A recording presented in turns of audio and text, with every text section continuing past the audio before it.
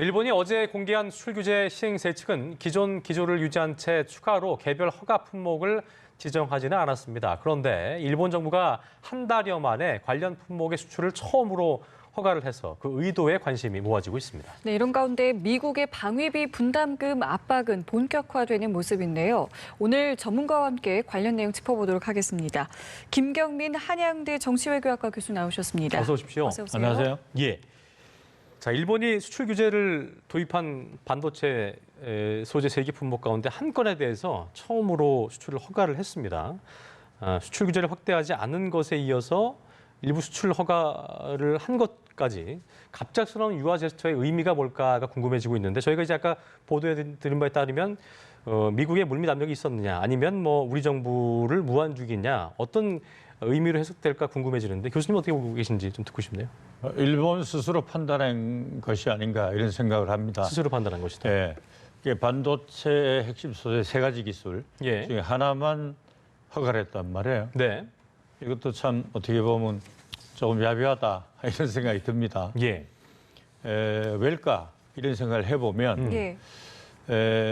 허가를 한 그 품목의 회사에서 일본 내에 그 지도부 리더십에 이야기한 것일 수도 있고. 예. 왜냐하면 일본은 수출해서 먹고 살아야 되잖아요. 네. 그걸 안 팔면 일본은 이익이 나는 게 아니지 않습니까? 그래서 그렇게 했을 수도 있고. 예. 그 다음에는 이제 한국의 반발이 이번에 이런 조치를 취하고 나니까 너무 반발이 거세니까 예. 우선은 하나 정도는 풀어주고 또 추이를 보겠다. 뭐 그런 판단하에서 이루어진 것이 아닌가 그런 생각이 들고 예. 나머지 뭐 이 여러 가지 그 다른 품목에 대해서도 네. 발표를 하겠다 해놓고 안 했잖아요, 그죠? 이것은 만약에 그걸 하면 뭐 엄청난 반발이 있을 것이다. 왜냐하면 이 세 가지 소재를 묶어놨는데 우리 한국이 이렇게 반발이 큰데 네. 거기에 관련된 한국의 중소기업이라든가 회사가 많을 거 아닙니까? 그렇죠. 예. 그게 한두 회사가 반발하겠습니까? 그래서 오히려 좀 숨고르게 들어간 것이 아닌가 그런 생각이 듭니다. 예. 말씀해 주신 것처럼 만약에 우리 정부의 어떤 강경 대응을 막기 위해서 반발을 조금 진화하기 위해서 이런 조치를 내린 거라면 우리 정부는 앞으로 좀 어떤 대응을 해야 되나요? 사실은 굉장히 좀 강경하게 나갈 입장을 많이 보여왔잖아요. 그렇습니다. 우리는 분명한 태도가 있어야 됩니다. 수용 불가. 왜냐하면 이것은 자유무역 질서에 어긋나는 것이고 이렇게 자유무역 관행에 있어서 특히 우리나라가 뭐 전 세계가 다 알고 있는데 우리나라만 알고 있는 게 아니잖아요. 우리나라가 수출에 있어서 제일 큰 품목이 반도체인데 그렇죠. 여기에 모가지를 지겠다는 게 말이 됩니까? 그러니까 이런 비열한 일을 하는 데 있어서 예. 무역의 관행상 있을 수 없는 일이다. 우리는 절대 수용 못한다. 그러니까 이것을 철회하라. 이런 견고한 입장을 견지하는 것이 우리 입장이 돼야 되겠죠. 그렇군요. 아까 교수님께서 잠시 언급해 주신 어제 그 수출 규제 시행세 측에서 기존의 3개 품목 이외에 개별 허가 품목 발표하지 않은 거 이거에 대해서도 해석이 좀 엇갈리는 게 일본이 속도 조절을 하는 것이다라는 뭐 해석도 있고 한편에서 이제 이걸 무기로 향후에 아까 이제 뭐 여러 기업들이 엮여 있기 때문에 반발할 거라는 말씀하셨는데 우리를 언제든 더 불편하게 할 거다, 발목을 죄려할 거다 이런 분석이던데 교수님께서는 어떻게 보셨어요? 그걸 어제 발표하지 않은 거에 대해서 후자 쪽으로 보셨어요? 전 둘 다 봤습니다. 둘 다. 첫째는 뭐 속도 조절에 대한 의미도 있었겠고, 그것도 있었고. 그러나 일본을 제 나름대로 많이 연구해 오면서 예. 굉장히 일본적이다. 일본은 굉장히 그 앰비규어스한 나라예요. 불확실성을 잘 보여주는 나라예요. 그래서 오죽했으면 일본 말에 혼내와 다떼마이라는 말이 있겠어요. 예. 본심과 가심. 그러니까 일본 사람들하고 거래를 해보면 이거를 좀 해줄 수 있겠습니까? 이렇게 물을 때 네. 글쎄 검토해 보겠습니다. 그러면 그거 안 되는 겁니다. 아, 우리는 보통 검토해 보겠습니다 하면은 고려한다는 얘기잖아요. 우리는 고려한다는 거거든요. 예. 그 일본 사람들이 그만큼 모호해요. 앰비규어스. 거절을 잘 안 하는군요. 거절을 해놓고. 이렇게 우리처럼 화끈하지 않아요. 그래서 그 말을 잘 알아들어야지 검토해 보겠습니다 하면 우리는 그것을 적극성을 띄어서 해결해 보겠습니다라고 우리는 해석을 메시지를 했었죠. 던지는 거거든요. 예. 일본 사람들은 그건 안 되는 겁니다. 예. 그 외부 여론을 좀 또 우리를 위해서 속도 조절을 하는 건 아닐 테고 네. 자국의 어떤 연관되어 있는 기업들의 이익이라든가 네. 어떤 외부 여론들, 국제 네. 여론 같은 것들을 고려한 거라고 봐야겠죠. 우리가 너무 과하게 이렇게까지 과하게 반응할 줄도 몰랐을 것 같아요. 오히려 막 무서울 정도로. 예. 그러나 예상하지 못했다. 이런 반응을. 너무 세다. 그다음에 일본 자체 내 지금 언론들이 예. 쓰는 사설이나 논설을 보면 예. 일본 언론들이 비판하지 않습니까? 이것은 일본이 리더십이 잘못하는 거다. 그 중에서도 누가 잘못하는 거냐? 아베가 잘못하는 것이다. 예. 국회 승인을 얻어가지고 한 게 아니잖아요. 아베 리더십에서 지금 하는 거 아닙니까? 수장에 대한 불만이 표출된 거고. 예, 아베는 왜냐하면 일본은 의원 내각제이기 때문에 언제든지 바뀔 수 있어요. 예. 총리가. 근데 예. 아베가 리더 중에서 특별한 리더입니다. 아주 극우 중에서도 보통 극우가 아니죠. 아베가 이토 히로부미, 예. 그다음에 우리 카스라 테프트 밀약이라고 우리 역사에서 배웠습니다마는 미국이 필리핀을 지배하고 예. 일본이 한국을 지배할 수 있다는 카스라 테프트 밀약. 네. 테프트는 미 국무장관이었고 카스라는 일본 외무장관이었죠. 그 카스라 그 사람 고향도 야마구치. 이토 히로부미도 야마구치. 아베도 야마구치. 그렇군요. 그러니까 그런 지역 출신의 사람이에요. 그래서 예. 아베가 특별히 그런 사람이란 걸 인식을 하고 우리가 이 문제를 들여다봐야 됩니다. 예. 그렇군요. 빨리 아베- 좀 예. 갈렸으면 좋겠어요. 예. 네. 이 아베라는 인물에 대해서 좀 간략하게 설명을 해주셨는데 그렇다면 아베 정권은 왜 지금 이 시점에 이러한 카드를 좀 꺼내 들었다라고 예. 좀 보시는지도 궁금합니다. 무리수 같잖아요. 예. 어떻게 보면요. 무리수죠. 예. 무리수인데 우리가 물론 이제 대법원의 그 강제징용 판결 이거에 대해서 배상해라라는 것이 아베가 불만도 있을 수 있겠지만 설령 그렇다 하더라도 아니 사람이 상대방의 밥그릇을 이렇게 걷어차는 이런 행위를 할 수는 없는 거 아니에요. 그런데 이걸 할 수 있다는 건 아베기 때문에 가능한 거예요. 그래서 아베는 뭐냐면 한국을 힘으로 누르겠다라는 걸 이번에 보여주는 것이고 이 정도까지 할 수 있다. 그리고 그 다음 단계는 뭐냐? 조금 있어 봐라.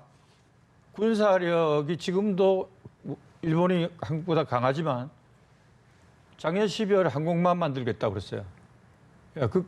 지금 추세라면 항공모함 한 3-4대 만듭니다, 앞으로.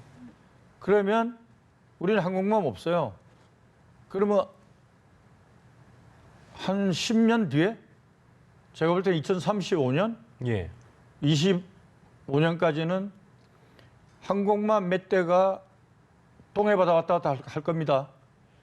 이런 거를 쉽사리 할 수 있는 아베다. 인물이다. 그리고 아베 후예들이 키워지고 있다.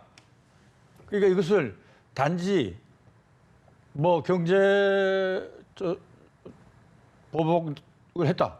여기로만 끝날 것이 국한할 아니고 게 아니군요. 어떻게 감히 반도체 핵심 소재에 대한 수출 규제를 합니까? 그거는 앞으로 니네들 군사적으로도 우리가 그렇게 할 수 있다는 거를 아베는 보여주고 메시지를 던지고 있다는 걸 우리가 그 핵심을 알아야 되는데 경제만 지금 몰려 있는 거예요. 예. 이것도 해결해야 되겠지만 예. 과연 왜 그랬을까? 좋은 질문 하셨어요. 예. 왜 그랬을까? 특히 우리나라의 젊은 세대들은 그걸 알아야 됩니다. 앞으로 20년 후에 일본은 더한 것도 하겠구나. 이거를 가지고 교훈을 얻어야 됩니다. 그렇기 때문에 아까 교수님께서도 우리 정부 차원에서는 그냥 넘어갈 것이 아니고 강경된 기조를 계속 이어가면서 우리의 입장을 관철하는 게 중요하다는 말씀을 하신 거군요. 그럼요. 예, 예. 네. 정부도 어쨌든 그동안 일본에 의존해 왔었던 소재나 부품 산업 분야의 경쟁력을 강화하는 방안을 잇따라 발표를 하고 있고 대응책 마련에 분주한 모습인데 오늘 이낙연 총리가 외교적 노력을 강화하겠다라고 밝혔습니다. 교수님 보실 때 지금 상황에서 국제 무대에서의 어떤 여론 누구한테 좀 유리하다고 보시는지 그리고 이 외교적 노력에 있어서 어떤 구체적인 방안이 있을지에 대한 부분도 좀 첨언해 주시죠. 예. 네. 여론은 뭐 절대적으로 우리한테 유리한 거고요. 예. 왜냐하면 자유무역 질서를 위반했으니까. 그러나 외교적 노력은 우리가 근본적으로 이걸 갖다가 한일 관계는 좋아야 된다는데 반대할 사람은 많지 않을 것 같아요. 예. 미래를 위해서도. 그런데 외교적 노력이라는 것은 일본은 그 국회의원들이 중심이 되는 의원 내각제입니다. 그러니까 의원 외교를 복원시켜야 돼요. 근데 그게 이제 하루아침에 안 되죠. 예. 과거에는 잘 됐는데 김정필 씨 있을 때라든가 예. 김대중 씨 있을 때는 잘 됐는데 지금은 그게 잘 안 되는 거예요. 왜 의원 외교를 해야 되느냐. 일본은 국회의원들 도대체 몇 번 당선됐냐 여기 보면 10번은 기본입니다. 그렇기 때문에 뭘 알아도 굉장히 구체적으로 알아요. 뭐 국회의원을 갖다가 뭐 30년씩 하다 보면 많이 알죠. 예. 그렇기 때문에 우리가 의원 외교를 복원해야 되고 예. 외교 지금 노력해야 되는데 가깝게는 예. 저는 이낙연 총리가 문재인 대통령이 그렇게 얘기를 했죠. 외교는 투톱을 할 수 있다.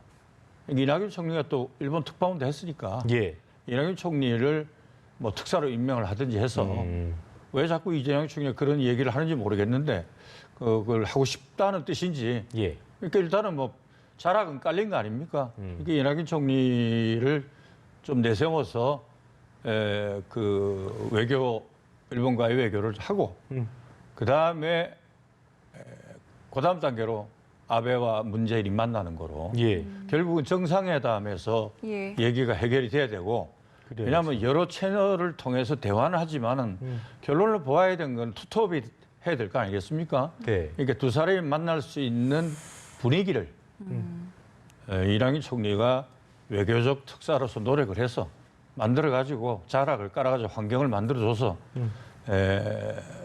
정상회담에서 결론을 좀 빨리 왜 기업들이 견딜 시간이 길지 않잖아요. 짧게 해줘야 되죠 그렇죠. 우리가. 네. 예. 그래서 정부가 해야 될 일이 지금 고통을 당하는 기업 아닙니까? 근데 문제는 이제 대화 채널이 지금 일본에서 딱 공고하게 닫고 있어서 네. 어떻게 이거 뚫어야 될까요?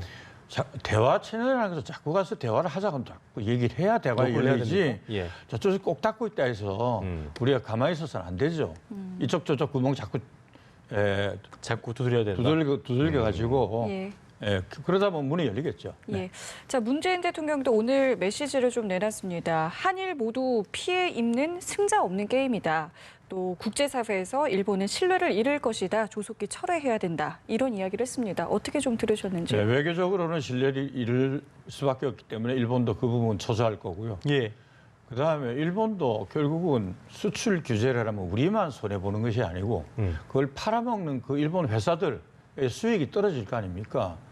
심지어는 뭐 요새 그別府나 뭐 규슈 지역에 이런 데 관광지에 한국 사람들이 거의 다 갔는데 거기도 하물며 관광 하나도 안 가가지고 그쪽에서 그냥 뭐 머리에 쥐 내린다 할 정도로 수입이 줄어들어가지고 난리인데 그러니까요. 그 소재 팔아먹던 일본 회사에서 못 팔아먹으면 소재가 거의 독점이나 다름없어요. 그러니까 삼성전자를 대상으로 거의 독점을 하는 기업도 있다는데 그런 기업 같은 경우 거의 막혀버리는 거니까 그럼 아예 팔 길이 없는 거잖아요. 자기 회사 예. 직원들 월급 못 주는데 소재는 독점이나 다름없는 게요. 우리가 지금 당장 전 국민이 단합해서 달려들어도 6개월 안에 기술을 개발할 수 있으면 정말 방법을 달리하겠어요. 그러나 이게 몇 개월에 이렇게 될 문제가 아닌 것이 소재란 것은 그렇습니다. 이것은 기초과학이기 때문에 그렇죠. 이게 시간이 걸리는 거거든요.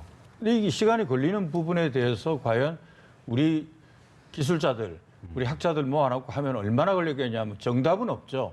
빠르면 어느 정도까지. 그다음에 개발해가지고 그것이 신뢰성이 있는 기술인가. 그러니까 전 세계에 통용될 수 있도록 어느 소재, 어느 기기 다 집어넣어도 그것이 무슨 에러가 안 나도록 정확해야 될 거 아닙니까? 예. 그런 검증까지 거치려고는 시간이 걸릴 거란 말이에요. 그러니까 일본은 그렇게 먹고 살은 나라입니다. 다른 나라들이 못하는 그러한 소재, 독점에 가까운 소재를 갖고 있었기 때문에 저렇게 큰 소리 칠 수 있는 거고 우리가 지금 당하고 있는 거예요. 어쨌든 신뢰성을 따지는 민족이기 때문에 본인들이 좀 불리해진 부분이 있다면 이런 부분에 대해서 훨씬 더 뭐 규제를 하긴 했습니다만 훨씬 더 좀 누그러질 수 있는 가능성도 있다고 좀 보시는 거죠. 아, 근데 예. 견디는 힘도 강한 나라예요. 예, 그러니까 쉽게 안 합니다. 뭐든지. 예. 그게 제가 우려되시는 일본을 상대해 부분이요. 여태까지 해본 경험으로는 뭘 해도 쉽게 안 해요. 우리처럼 그냥 나쁘게 말하면 급한 성격, 예. 좋게 말하면 화끈한 결정도 빨리 짓고 행동도 빨리 하고 뭘 추진력도 있죠. 그렇지만 일본은 느립니다. 고심하고 또 고심하는군요. 예. 그래서 그 부분이 제가 고민이 되는 부분이에요. 왜? 풀어줘도 그쪽에서 풀어줄 수 있는 환경을 우리가 빨리 마련해 줘야지. 그렇죠. 예. 뭐 그냥 마냥 기다리면 아주 기업들이 일단 피해를 볼 수 있기 때문에 그렇죠. 그렇습니다. 우리 그게 지금 제일 걱정이에요. 그러니까요. 기업들이 피해를 보면 누가 지금 제일 맞아요. 피해를 봅니까? 예. 우리 국민이거든요. 국민들이죠. 네. 예. 맞습니다. 예. 자, 이번에는 저희 방위비 분담금 이야기를 좀 해볼 텐데요. 트럼프 대통령이 이런 말을 했습니다. 그러니까 우리나라가 더 많은 방위비를 내는데 합의를 했다라고 이야기를 했는데요.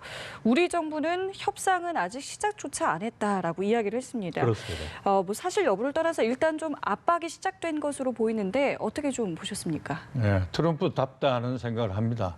사업도 하고 이러니까 예. 우리 쪽에서는 생각도 안 하고 있는데 올려준다고 그러니까 올려주는 걸 기정사실화 만드는 거 아닙니까? 그죠? 근데 올려달라는 그 부분에 대해서 그쪽에서 이야기를 했는데 우리 못 올려준다. 이 얘기는 또 아닌 것 같습니다. 네. 과연 얼마나 올려주느냐의 문제인데 지금 그 방위비 분담 또 미군들이 해외 나가서 가장 주둔하고 싶은 몇몇 나라가 있어요. 그중에 대표적인 세 나라가 한국, 일본, 독일입니다. 그중에서도 제일 좋은 아파트가 한국 평택 아파트입니다. 그렇군요. 예, 원더풀합니다. 정말로. 저는 일본에 가서 미군들 아파트 봤습니다. 예. 예, 괜찮습니다. 근데 바퀴벌레 요새 나옵니다. 예, 우리 최고입니다. 그러니까 올려달라는 사람한테 전염문을 주겠다는 것은 외교 아닙니다. 예. 올려주겠다 그러면 그거를 갖다가 협상을 잘해서 네. 우리 경제에 맞게 왜 미군을 주둔시키고 있는 이상은 방위비 지불하지 않을 수밖에 없어요. 예. 일본은 우리보다 더한 생각을 갖고 있습니다. 일본은요 오모에야리 예산이라 해가지고 미군 편에 생각해서 예산을 생각하는 마음. 그래서 그 일본 예산에 입장이 아닌 그 언어가 철저히 미국에 맞춰주는 거군요. 아예 그 언어가 정해져 있습니다. 오모이야리 예산, 상대편에 서서 생각하는 예산이라고 해서 예. 그게 일본이 미군을 여태까지 주둔시켜 온 예산의 목표예요.